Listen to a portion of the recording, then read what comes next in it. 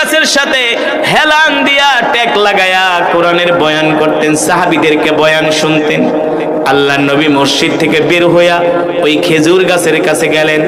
এবার দেখলো ওই খেজুর গাছটা একটা ছোট মাসুম বাচ্চার মতো ঢুকরে ঢুকরে কান্না করতেছে। আল্লাহু আকবার। আল্লাহ নবী ডাক দিয়া বলে, খেজুর গাছ কান্না করো কেন, কান্না করো কেন? খেজুর গাছ ডাক দিয়া বলে, নবী গো, আপনি তো রহমাতুল লিল আলামিন, আপনি তো দয়ার সাগর, মায়ার সাগর, আপনি তো বরকতের নবী, রহমতের নবী।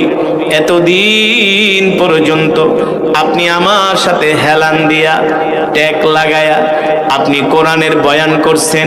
আপনার পবিত্র শরীর মোবারক আমার খেজুর গাছের সাথে লেগেছে, আমি ধন্য হয়ে গেছি।